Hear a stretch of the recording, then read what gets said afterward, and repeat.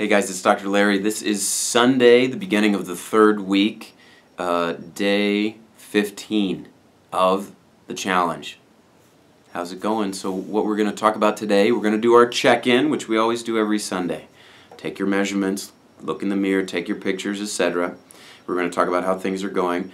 And number two, we're going to talk about planning ahead and looking at your week that's coming up, integrating whatever changes you want to make, and then planning out how you're going to eat and exercise in the week coming up. And then number three, I want to talk a little bit about what to do if you haven't been making progress and if you haven't been hitting your goals, which is a very common thing. And I want to talk about a mentality that can help you to get through that, a better way of looking. So let's check in. How's it going? How did week 2 go? In terms of food and diet, what did you do? How were you able to do that? Was it hard? Were you able to execute? Did you find that the plan that you set for yourself was a little too hard to make, or that it was right on and that you feel like you've made some good steps? Again, pause for a second and congratulate yourself. Reward yourself. Say, good job. We don't do this enough, and I want you to do that. As I've been watching you guys, you've been doing a great job. You really have. I've been impressed and inspired to see all of the little things that you're changing and how you're helping each other. So really take a moment and congratulate yourself for the things that you're doing well. Now, let's at the same time look at the things that aren't working. Again, we don't talk in terms of failure. We're talking in terms of feedback. What didn't work? In two ways. What didn't work as being practical for you, in terms of food that you either didn't like or couldn't tolerate, or maybe an exercise regimen that didn't work with your schedule or with your body. Let's use that as feedback so that we know, okay, that doesn't work. Let's find something that does work. And I don't want you to obsess too much about failure or any of these bad negative feelings. Just look at it as feedback. One way that I kind of thought about it when I kind of got into this stuff was I thought about it like medicine. So when somebody comes into the ER and their blood pressure is super high, I'll give them medicine and I want the blood pressure to go down. Sometimes we give medicine that don't work the same in all people and their blood pressure doesn't go down. Now, if I feel like I'm a failure as a doctor in that moment, it's going to keep me from doing what I need to do, which is take care of that patient. A better way to look at it is just look at it as feedback.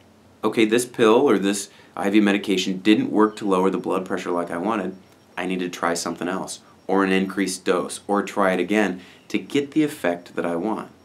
It's a lot easier said than done, but what if you looked at your results like that?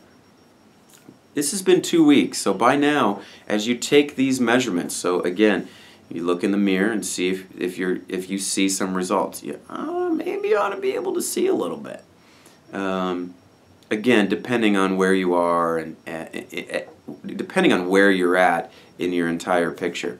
It's not unreasonable to see some things now. It's not necessarily a bad thing if you don't.